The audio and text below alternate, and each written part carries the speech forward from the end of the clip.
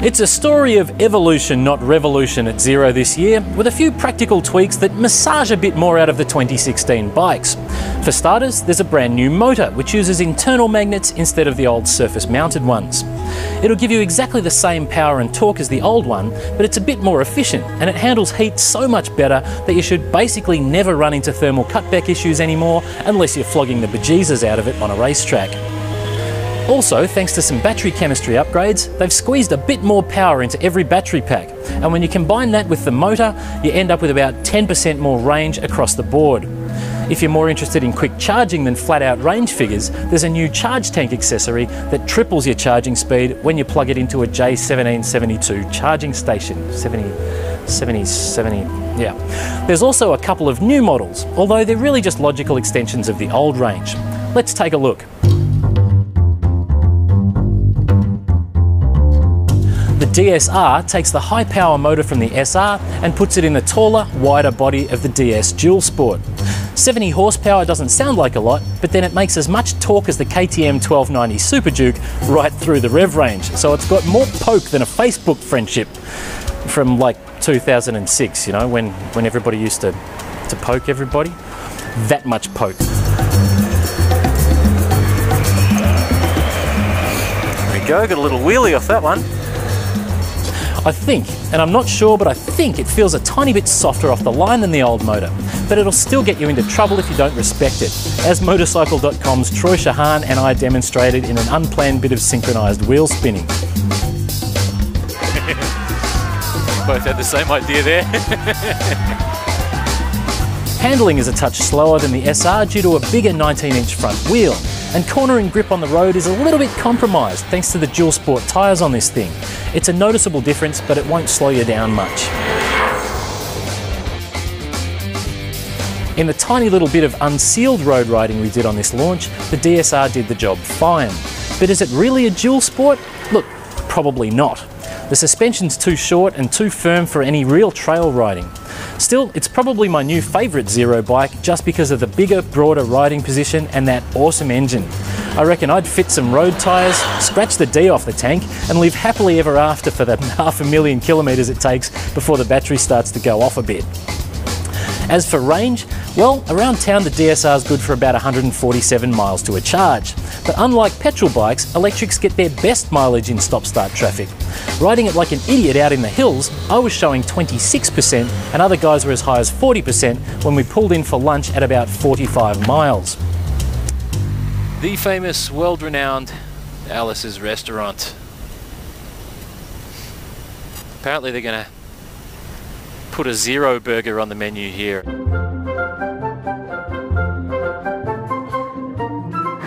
Got the BMW for you, sir. Thank you. Got the Kawasaki. Perfect. And then we got the Zero for you. Ah, low calorie. Okay, yeah, condiments over there on the right. Cheers.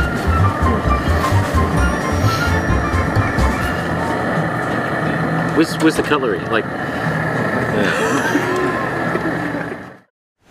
After that hearty lunch, it's time to set out for a fang on the other new Zero for 2016, the FXS Supermoto. This bike is the very naughty FX dirt bike, but they've added the new IPM motor, shorter front suspension travel, bigger brakes and street sport wheels and tyres straight off the S-Series bikes. If the DSR felt pretty small and nimble, the FXS takes this to a whole new level. It is tiny, just 112 kilos, and on a tight twisty road, it's an absolute ripper. And again, that feedback through the foot pegs, it's really interesting. Like there's no engine vibration or chain vibration to start shaking those foot pegs around. Everything that you feel is information and feedback about what's happening on the road underneath. I did find myself wanting a quicker turn throttle though.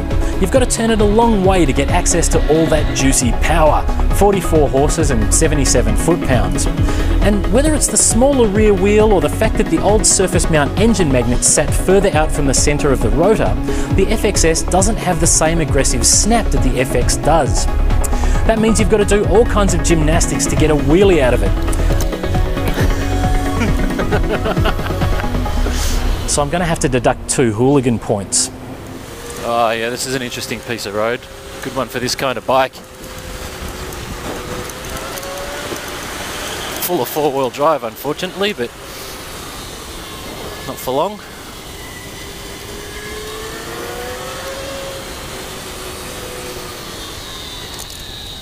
Oh, yeah, I don't like the way that ABS kicks in. My test bike also had some issues with the ABS. It cut in way too early and it didn't release early enough. Personally, I'd pull the fuse out like I have on my own bike. But ABS on a super motard's kind of like training wheels on a BMX. I mean, it's safer, I guess. You can switch it off, but only when the bike's stopped. So I'm afraid I'll have to deduct one more hooligan point. Range on the FX is about half what the DSR does, but with quick swappable batteries in it, the FXS is going to be a heap of fun on a tight racetrack and just about unfair on a city commute where it's 80 odd mile/an-hour top speed and shorter range won't be a problem.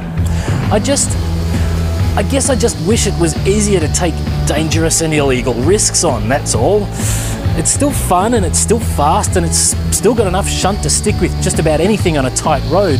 It just needs a big juicy dollop of mongrel.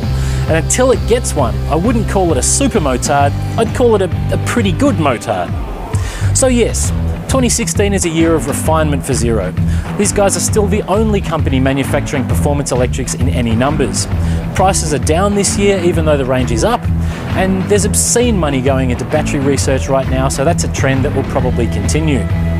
If you need one bike to rule them all, electrics still can't do enough miles flat out to give you a long, fast weekend blast. But they're starting to get close, and if I had two bikes in the garage, I'd be putting all my weekday miles on the Zero.